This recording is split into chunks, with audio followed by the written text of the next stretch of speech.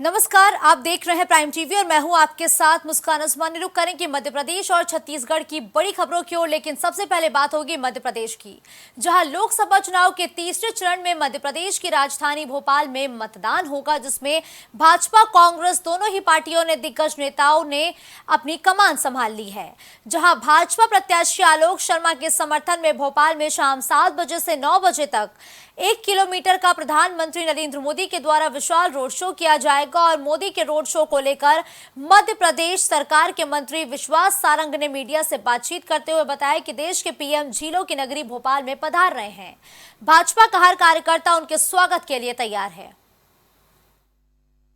आज Narendra Modi ji road show के लिए भोपाल पधारा है। शाम को 7 बजे रोड शो शुरू होगा। भोपाल के 200 से ज़्यादा समाज इस रोड शो में मोदी जी का स्वागत करेंगे और जैसे ही मोदी जी यहाँ से रोड शो समाप्त करके रवाना होंगे, हम ये रोड भारतीय जनता पार्टी के कार्यकर्ता ही आधे घंटे के अंदर पूरी। ग्वालियर से खबर है, जहां सिटी सेंटर स्थित सेंट्रल पार्क होटल में कांग्रेस पार्टी के राष्ट्रीय प्रवक्ता पवन खेड़ा ने प्रेस वार्ता की, जहां उन्होंने मीडिया से चर्चा के दौरान बताया कि भाजपा ने 50 साल देश को पीछे कर दिया। वहीं कोरोना काल में प्रवीण पाठक की बहुत ही सराहनीय भूमिका रही। अभी मध्य प्रदेश में पवन जी भारतीय जनता पार्टी के पास 29 से 28 सीटें हैं। इस बार आपकी पार्टी के तमाम नेता कह रहे हैं कि अच्छी जीत के लिए काम कर रहे हैं, काफ़ी ज़्यादा सीटें जीतेंगे, लेकिन बहुत सारे नेता लालू का रोज में चुनाव क्या पॉसिबिलिटी आपको लग रही है? सही पकड़ संजय सही पकड़। पार्टी में चुनाव का होता है, डिबेट भी होते हैं, लोगों को लगता है कि मेरा तो होता है, स्वाभाविक बात। और कई बार वो चुनाव भी लड़ते हैं, फिर मान भी लेते हैं, नहीं भी मानते तो फिर असलियत उनको मालूम पड़ जाती है कि बिना पार्टी के सिंबल के कुछ होता नहीं है, वो वोट नहीं मिलता। तो जो आना है वो लौट कर आएंगे, जो नहीं आए तो समझ में आ जाएगा। हमें हनुमान जयंती के मौके पर डबरा नगर में बजरंग दल के द्वारा एक विशाल बाइक रैली निकाली गई, जहां रैली तहसील मंदिर से शुरू होकर डबरा नगर के मुख्य मार्गों से होती हुई जवाहरगंज में कस्टम वाले हनुमान मंदिर पर जाकर समाप्त हुई।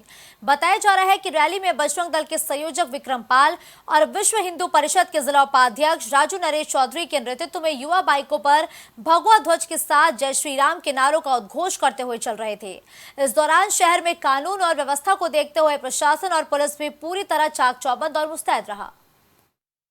पूरा विश्व हिंदू परिषद और बजरंग दल के सभी पदाधिकारियों और कार्यकर्ताओं द्वारा हमारे आराध्य हनुमान जी का जन्मोत्सव बड़े धूमधाम से मनाया।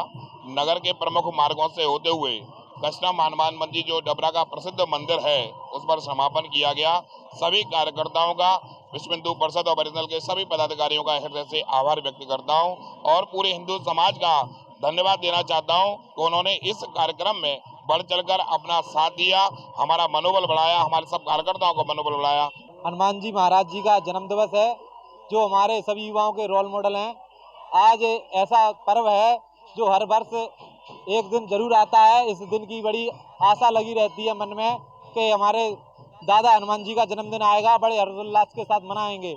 और आज हमने पूरे बजरंग दल की कार्यकारिणी ने, विश्व हिंदू परिषद की वरिष्ठ कार्यकारिणी ने और बजरंग दल के सभी कार्यकर्ताओं ने बड़े हर्षोल्लास के साथ वाहन रैली निकाली। पूरे डबरा के मुख्य मार्गों से होते हुए तहसील मंदिर से प्रारंभ की और मुख्य मार्ग से होते हुए चीन और तिराया से लेकर गुप्तापुरा से लेकर कस्टम मारे हनुमान जी पर आकर समापन की।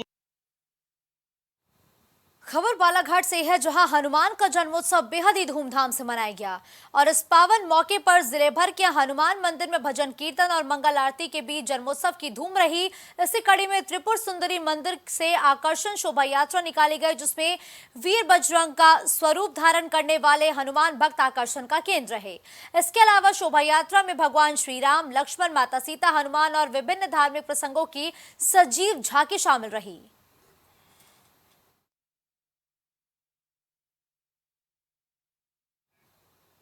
अब खबर छिंदवाड़ा से है, जहां गोलगंज क्षेत्र में स्थित वैशाली साड़ी सेंटर के संचालक दोनों भाइयों की करंट लगने से मौत हो गई है। बताया जा रहा है कि शाम को करीब 6 बजे अचानक बरसात होने से शहर की बिजली गुल हो गई, जिसके बाद वैशाली साड़ी सेंटर के संचालक इन्वर्टर चालू करने पहुंचे। इस दौरान दोनों वहां पानी में फैले करंट की चपेट में आ गए और दूसरा भाई उसे बचाने पहुंचा तो वो भी करंट की चपेट में आ गया, जिससे दोनों की मौत हो गई।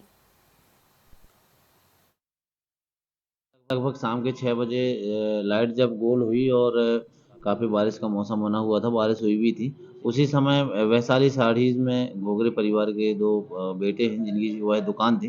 तो एक बड़ा बेटा लाइट गोल हो जाने से जनरेटर चालू करने गया, क्योंकि वहाँ पे बरसात के कारण पूरा गीला हो गया था फर्श। तो जैसे ही उन्होंने जनरेटर चालू करके और स्विच ऑन किया है तो पूरा करंट फैल गया और वो करंट की चपेट में आ गया।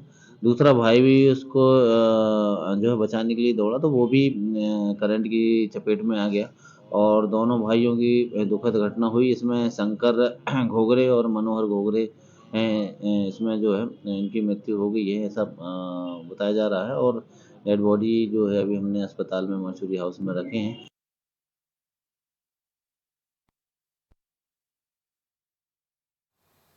बुरहानपुर के मैक्रो विजन एकेडमी स्कूल की छात्रा की संदिग्ध मौत हो गई है, जिसके बाद छात्रा के पिता ने स्कूल पर गंभीर आरोप लगाते हुए कहा है कि स्कूल संचालक की लापरवाही से बच्चे की मौत हो गई है और मृतक छात्रा के पिता ने स्कूल संचालक पर कार्रवाई की मांग की है। वहीं माइक्रो विजन एकेडमी के संचालक आनंद प्रकाश चौक ने कहा है कि बच्ची के सीने में दर्द था और उसकी कार्डियक अरेस्ट से मौत हुई है। फिलहाल पुलिस मामले की जांच में जुटी है। है 15 साल की जो माइक्रोविजन में पढ़ती थी, जिसकी कल डेथ हो गई थी, तो उसका पीएम करवाया मृत्यु का कारण जानने के लिए। पीएम हो जाए, जो भी रिपोर्ट आएगी उसके हिसाब से फिर अग्रिम कार्रवाई होगी। दृष्टिया क्या लग रहा था? कुछ बता नहीं सकते, बता रहे थे कि बीमार थी, और अब चूँकि पीएम रिपोर्ट नहीं मिली तो अपन कुछ नहीं बता सकते। परिजनों ने कोई आरोप लगाया पहुंचे के अभी नहीं, परिजनों से चर्चा अभी तक तो जो उसने अभी तक तो कुछ ऐसा नहीं बताया। जाँच शुरू कर दिया। हाँ। 1 महीना पहले एक बच्ची ने 11वीं कक्षा में एडमिशन लिया था, सेंधवा की या इंदौर की रहने वाली है वो, और वो कल शाम को 4 साढ़े 4 बजे उसने वार्डन से कहा कि मेरे को दर्द हो रहा है सीने में, उल्टी हुई थी। तो इमीडिएट उसको कार में कैजुअल्टी में ले गए। वहाँ हमारे डॉक्टर्स ने बहुत मेहनत की, पर उनको समझ में आया 2D को ECG करने के बाद कि इसको सीवियर अटैक है। ब्लड टेस्ट वगैरह किया, सब किया। फिर पेरेंट्स से लगातार टच में थे, उनके एक फैमिली डॉक्टर को भी सब बातें बताते जा रहे थे कि इसका ऐसा ऐसा हो रहा है, और उनसे इजाज़त ली व्हाट्सएप पे रिटर्न में। उसके बाद ही हमने एंजियोग्राफी के लिए भेजा। एंजियोग्राफी में कुछ भी नहीं निकला, तो फिर उसको कैजुअल्टी में ले जा रहे थे ICU की तरफ। तो वहाँ जाते जाते उसको सीवियर अटैक आया। 10-12 जो सुपर स्पेशलिस्ट डॉक्टर हैं उन्होंने बहुत मेहनत की, लगातार प्रयास किए 4 साढ़े 4 घंटे तक जो कुछ वो कर सकते थे, पर वो बच्ची सरवाइव नहीं कर पाई। बहुत दुखद बात है। अब बात करेंगे छत्तीसगढ़ की बड़ी खबरों की, जहां कोरबा जिले के 3311 सब स्टेशन के ऑपरेटर 2 महीने का वेतन और 6 महीने का बोनस नहीं मिलने पर काम बंद कर हड़ताल पर पहुंच गए। ऑपरेटर का कहना है कि पिछले महीने ज्ञापन सौंपा गया था, जिसमें बिजली अधिकारी ने आश्वासन दिया था कि 28 मार्च तक 2 महीने का वेतन और 6 महीने का बोनस दिया जाएगा। इसके बावजूद भी हमें ठेकेदार की तरफ से न 2 महीने का वेतन दिया गया, न 6 महीने का बोनस दिया गया। इसलिए पूरा कोरबा जिला के ऑपरेटर अनिश्चितकालीन हड़ताल पर हैं। 2 महीने का तनख्वाह रुका हुआ है, तीसरा महीना ख़त्म होने को है और साथ में बोनस भी है 6 माह का जो बकाया है।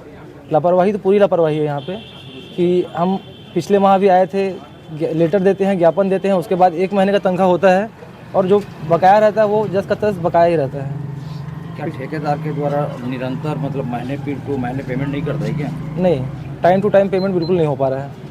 मतलब जब भी पेमेंट लेना है तो आपको ज्ञापन देना पड़ेगा। जी जी। पिछले महीना भी आप 1 दिन के लिए बैठे थे हड़ताल पे, तो आपको अधिकारी ने आश्वासन दिया था, क्या आश्वासन दिया था? उसमें आश्वासन मिला था कि 28 तारीख को हमारा जो बकाया पेमेंट है वो क्लियर कर दिया जाएगा।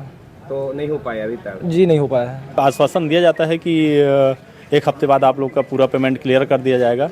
और इस बार भी हम लोग पिछले महीने आए थे इसी सर से ज्ञापन देने मिलने, तो बात हुआ था कि फरवरी का पेमेंट 28 तारीख मार्च तक कर दिया जाएगा। इस आश्वासन में हम लोग उस दिन रुक गए थे, लेकिन इस बार अभी आज के 24 तारीख के डेट में हम लोग का क्या है, कटघोरा का तो आ गया है पेमेंट 1 महीने का फरवरी का, लेकिन जब तक पूरा पेमेंट क्लियर नहीं होगा तब तक पूरा कोरबा जिले के ऑपरेटर काम बंद सामूहिक अवकाश में रहने के लिए बाध्य हैं।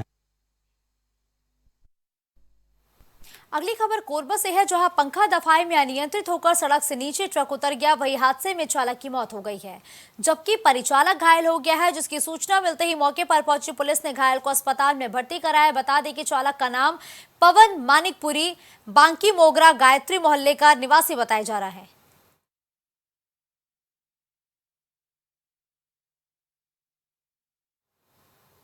खबरों का सिलसिला यूं ही जारी रहेगा। देश और दुनिया की बड़ी खबरों के लिए आप देखते रहिए प्राइम टीवी। कुछ भाव पुष्प आप देख रहे हैं प्राइम टीवी, सच साहस सरोकार। प्रॉब्लम्स थी जो मेरे को स्टेप्स चढ़ते हुए प्रॉब्लम थी, वो अब I think so 70% is improved. ठीक है, मेरे को एंकल में प्रॉब्लम थी एंड मेरे को नसेस मसल्स प्रॉब्लम थी, जो मसल्स में काफ़ी पेन रहती है, जो अब की इस टाइम पर एक बार ही मैंने लिया, मैं लास्ट टाइम आया था, उसके बाद मैं अब दोबारा लाया हूँ, तो ऐसे 70% इज इम्प्रूव्ड, जो कि डॉक्टर नहीं कर सका। मैंने हाँ, मतलब मैं गंगा राम के हॉस्पिटल के डॉक्टर से तकरीबन 2 साल तक ये ट्रीटमेंट करा था, कि उनको समझ ही नहीं आया ये प्रॉब्लम क्या है। दैट इज अब बेटर है।